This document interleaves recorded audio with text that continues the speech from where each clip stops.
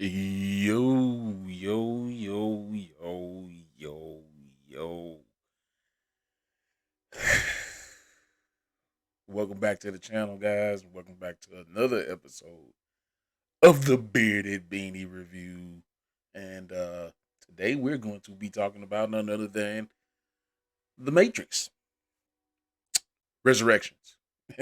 uh yeah, so before we get started, it's gonna be a spoiler-free review. I will do another video. Uh going a little bit more in depth about what I watched and what I saw in the movie. Gonna give it about I don't know another day or so, and then I'll do that video. But for now, I just want to talk about the movie as a whole. Uh, I was worried going into it, and you know, for the first hour, I can honestly say that they lost me. You know what I'm saying? I understand that the first hour of the movie was pretty much like you know the I guess you could say I guess you could say you saw it coming. You know what I'm saying? Like I mean, you spent the most majority of that part of the movie just understanding what's going on, what part where you are, where not Neo, Thomas Anderson uh is in his life, and you see how what his struggles are. And I heard a lot of people theorizing about what could have been going on in this scene, and for all those people who had those theories about what could have been going on with Keanu Reeves' Tom Anderson at the beginning of the trailers, if you saw it, you see he was just distraught, he was lost, he was unfocused. You know what I'm saying?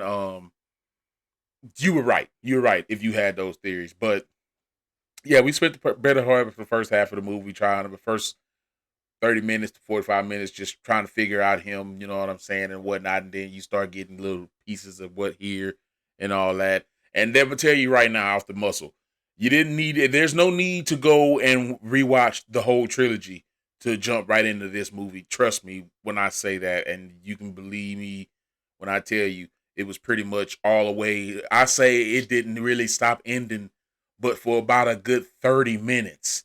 You know what I'm saying?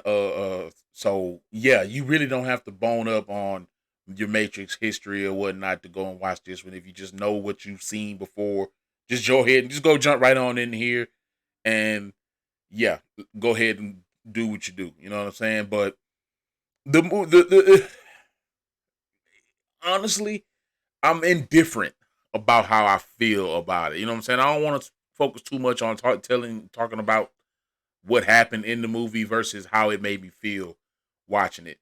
I felt like I was watching.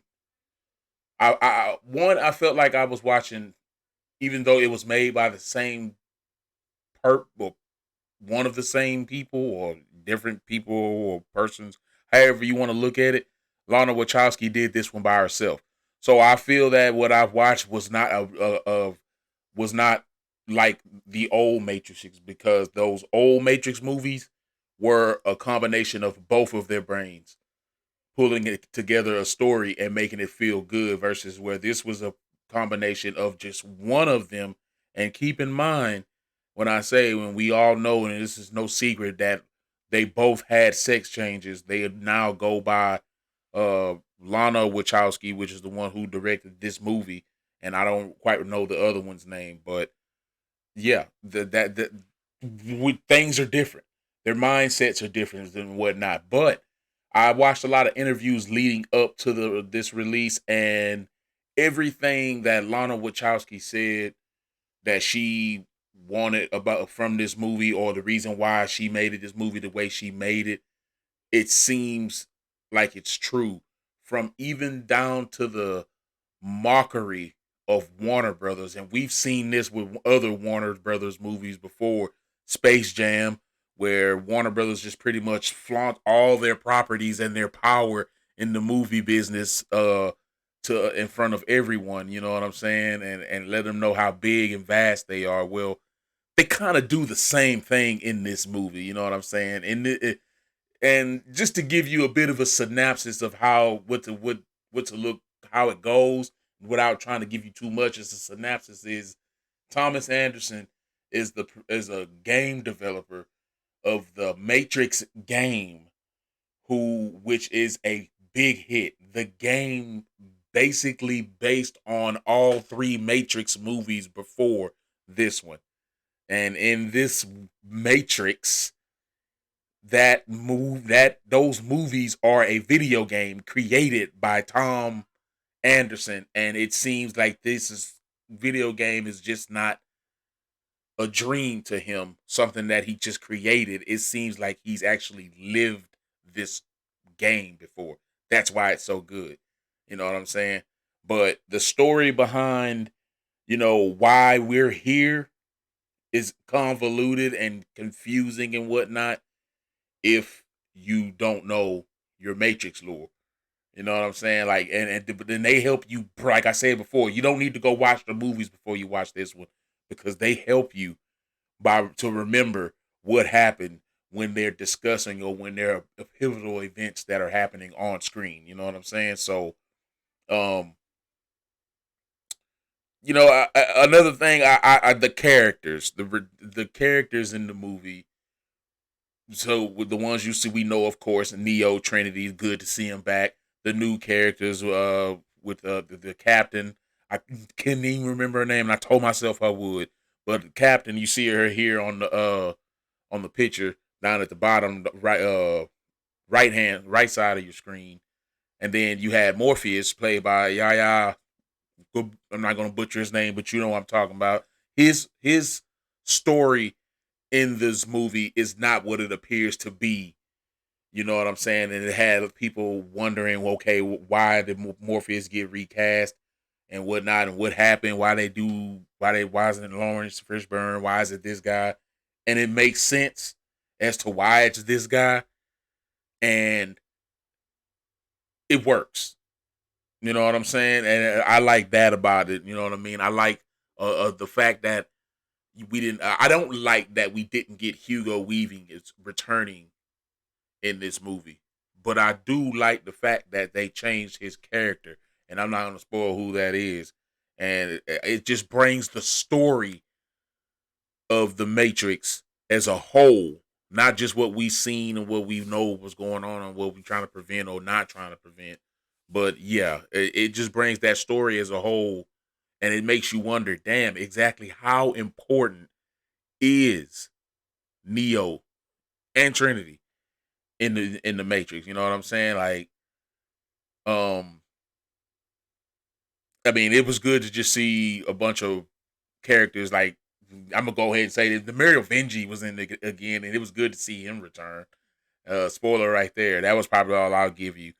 But it was just no. When the Marion Vinci showed up, I was like, "Oh my god, this motherfucker's back!" And he gonna get to start cussing in French and nigga spit. Nigga, I was like, oh, Marion Vinci, man, come on. Oh, all right, man. So yeah, I like the idea that the movie it was a representation of life, just imitating art in as far as reality, our reality, and the reality and non-reality in the movie.